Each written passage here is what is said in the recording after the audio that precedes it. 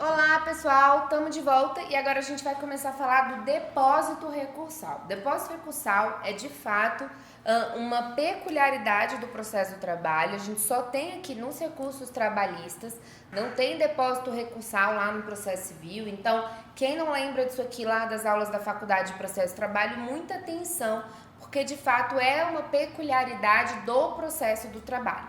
Para que serve? Qual é a ideia do depósito recursal? O depósito recursal ele faz parte do preparo do recurso.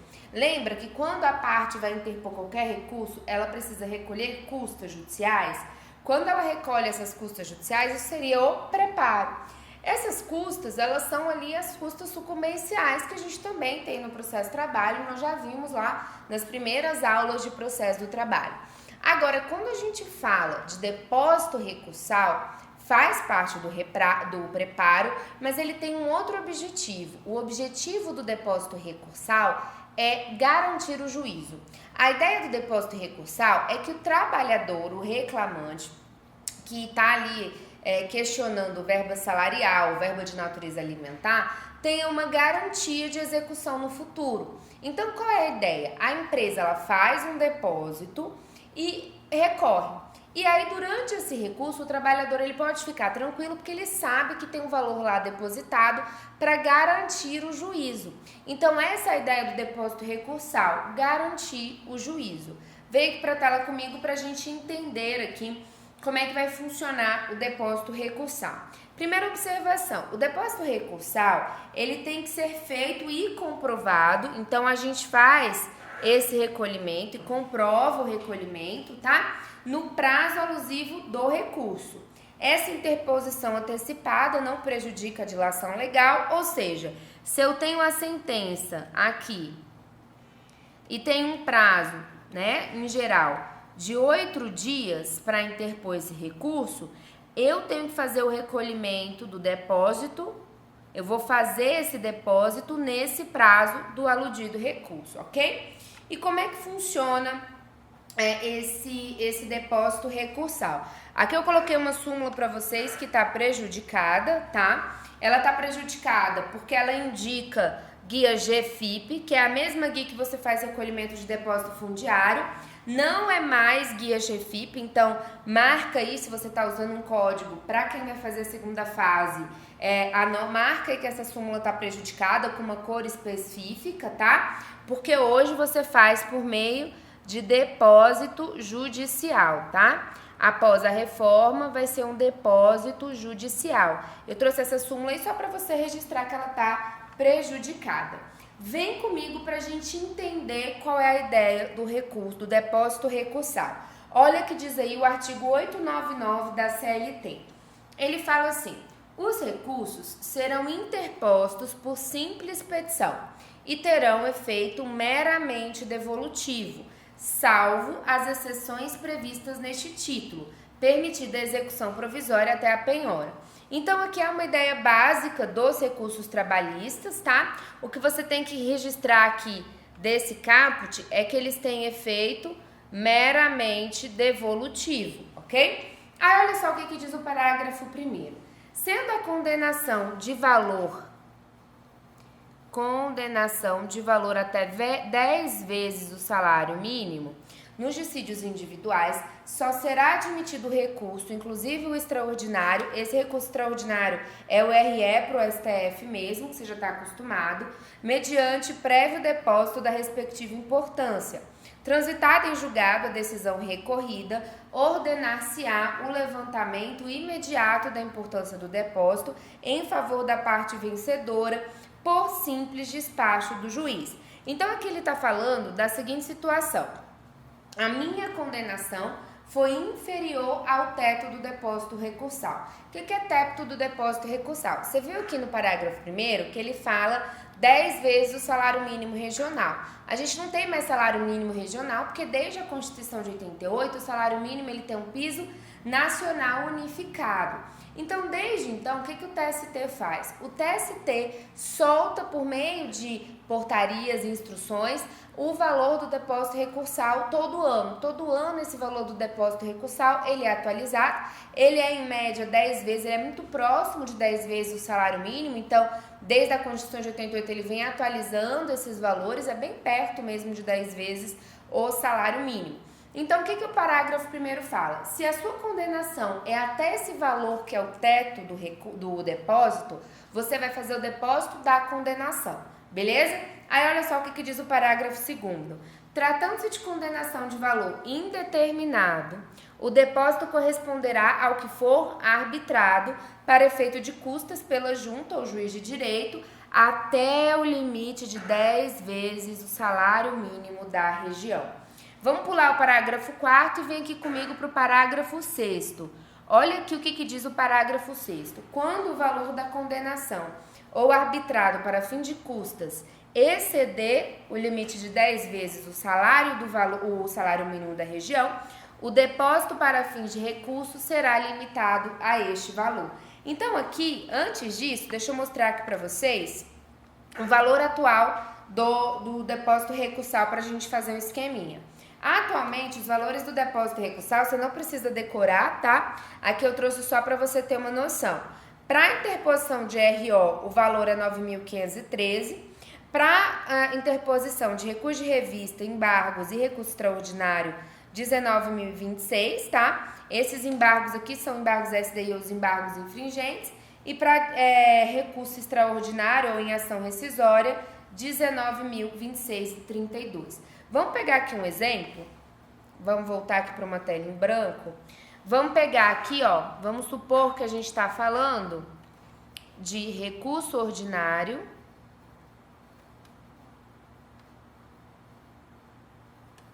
Vamos supor que a gente está falando de um depósito recursal de R$ 9.513, beleza? Então, esse é o depósito, esse é o teto do depósito recursal para esse recurso, o RO, tá? E aí aqui a gente vai fazer 3 situações para você entender o que o 899 está falando. A primeira situação do 899 é a seguinte: vamos supor que a minha condenação ela foi no importe de R$5.000. Vamos supor que o juiz condenou lá e arbitrou como valor de condenação para fim de custas e de depósito R$5.000. O que eu vou recolher no preparo? O meu preparo será 2% de custas, né?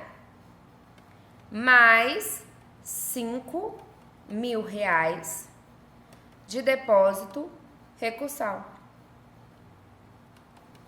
Por que esse é o meu preparo, pessoal? Porque o teto do depósito recursal, ele não é sempre recolhido. O teto é ou o valor da condenação ou o valor estipulado pelo TST. Porque qual é a ideia aqui? Não é garantir o juízo? Se eu paguei o valor da condenação, está garantido 100% do juízo. Então, essa aqui seria a primeira situação. Vamos pegar um exemplo 2, tá? Eu tenho uma condenação e o valor da minha condenação foi R$15.000. Como é que vai ficar o meu preparo? 2% das custas, ok? Mais 9.513 de depósito recursal. O que eu quero que vocês percebam? Quando o valor da condenação excede o valor do teto do depósito recursal, eu limito o meu depósito recursal ao teto. É isso que eu quero que vocês percebam. Olha a diferença do valor aqui e do valor aí, ok? Se minha condenação fosse exatamente R$ 9.513, eu ia recolher R$ 9.513, beleza? Então, vamos voltar aqui para o 899 para a gente entender a sistemática, tá, do depósito recursal. tratando-se de condenação de valor indeterminado, ok? Se esse valor for indeterminado, o depósito recursal ao que for o depósito recursal corresponderá ao que for arbitrado para efeito de custas. E a gente já viu lá no 789, tá? Como é que eu calculo essas custas, beleza? Então, o valor do depósito recursal nós já vimos aí no parágrafo 1º, 2º e 6º. Os que não estão aí, os parágrafos que não estão aí, pessoal, foram revogados, tá? Por isso que eles não estão aí. Olha o que diz o parágrafo 4º. O depósito recursal será feito em conta vinculada ao juiz, ou seja, depósito recursal, ou depósito judicial e corrigido com os índices da poupança. Então, aqui é exatamente a previsão de prejudicada que a súmula, se você tiver fazendo remissão no seu material, prejudicada a súmula 426 do TST, ok? Vamos ler aqui os outros parágrafos do 899. No ato de interposição do agravo de instrumento, o depósito recursal corresponderá a 50% do valor do depósito do recurso ao qual se pretende destrancar. A gente vai voltar aqui depois quando a gente for falar do agravo de instrumento, tá? Não precisamos se preocupar com isso agora. Quando o 8º também e o 7º, como fala do AI, a gente deixa para falar dele depois. Aí olha o que fala o parágrafo 9º. O valor do depósito recursal será reduzido pela metade para entidades sem fins lucrativos, empregadores domésticos, microempreendedores individuais, microempresas e empresas de pequeno porte. Aqui são situações em que esse depósito ele é reduzido pela metade. O valor do depósito será reduzido pela metade. São isentos, ou seja, quem não paga aqui, ó, quem não paga depósito recursal, os beneficiários da justiça gratuita, as entidades filantrópicas e as empresas em recuperação judicial. Lembrando, pessoal, que trabalhador não paga depósito recursal. Para recorrer, reclamante, empregado, trabalhador não paga depósito recursal, porque a ideia aqui é garantir a verba de natureza alimentar. A empresa não se alimenta, ela não tem verba de natureza alimentar, ok? Volta aqui comigo. O depósito recursal poderá ser substituído por fiança bancária ou seguro garantia judicial. Também novidade da reforma.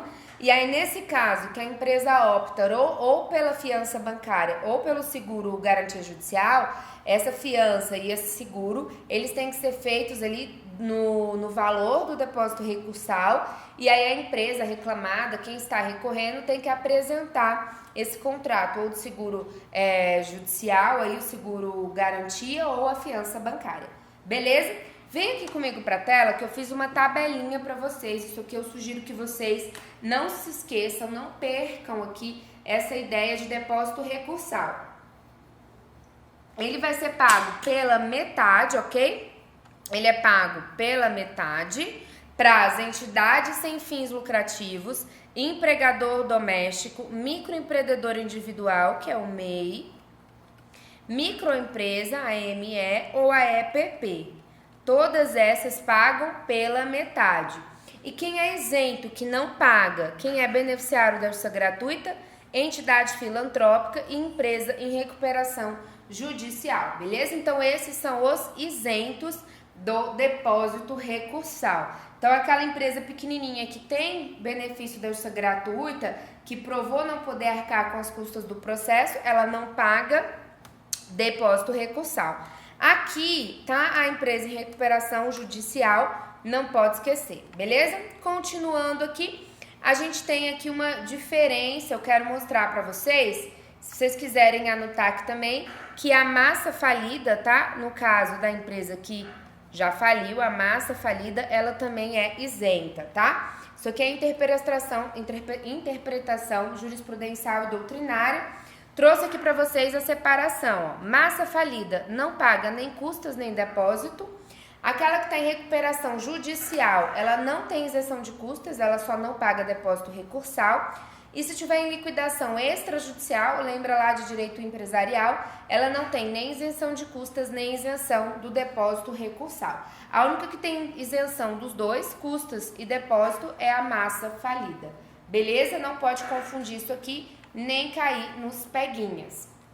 Já falamos aí dos valores do depósito recursal, ok? Vamos aqui continuar com essa ideia de recurso.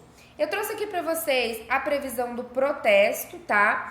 Que é aquele meio, assim, vocês já devem, quem já assistiu a audiência, já viu o advogado falando protesto, queria registrar os protestos, excelência. Esse protesto, ele é um meio ali que o advogado tem de demonstrar que uma inconformidade com determinada decisão.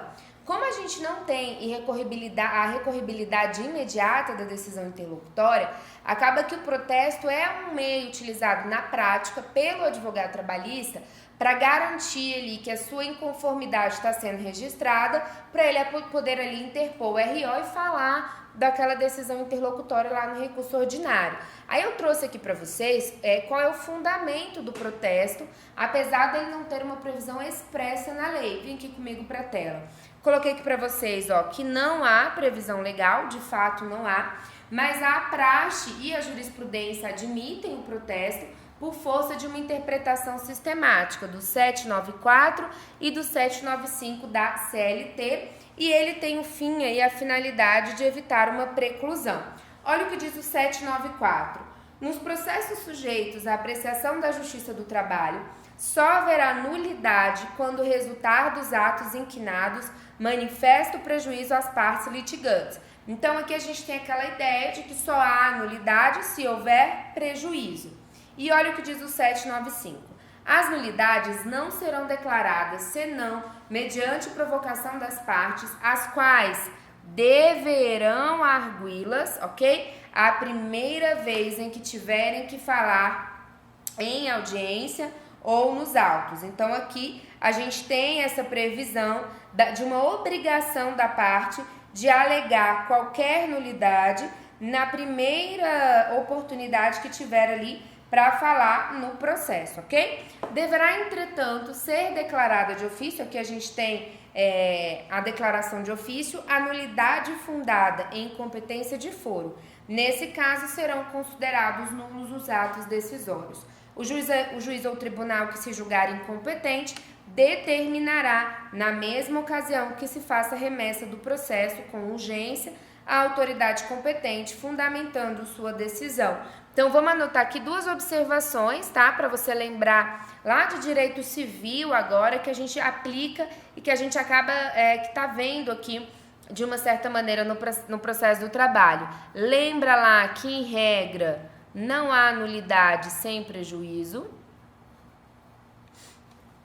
E aqui, em geral, é relativa, tá, pessoal? Não absoluta. Sem prejuízo. E lembra lá da teoria das nulidades que você aprende lá no início de processo civil, ou de direito civil, ok? Quando você aprende lá negócio jurídico. Beleza? Vamos tocar aqui. A gente vai começar a falar agora do recurso ordinário. E aí, para isso, eu vou parar por aqui esse bloco para a gente começar o próximo já com recurso ordinário, o primeiro recurso em espécie que nós veremos. Nós vimos aqui um panorama dos processos, dos recursos no processo do trabalho. Então, vimos irrecorribilidade das decisões interlocutórias de forma imediata, dá uma lida na súmula 214 e 414 do TST, importantíssima. Vimos a peculiaridade do depósito recursal, uma espécie, um instituto específico do processo do trabalho. Dá uma olhadinha lá no 899 da CLT. E também nós vimos que é possível a interposição de recurso adesivo no processo do trabalho. Os prazos aqui do recurso trabalhista, em geral, são de 8 dias. O prazo, ele sempre vai ser de 8 dias, salvo no caso dos embargos de declaração, que a gente tem um prazo de 5 dias, ok? Então, a gente para por aqui, vai lá beber uma água, porque a gente já volta com mais recurso trabalhista e a gente volta a falar do recurso ordinário. Até já!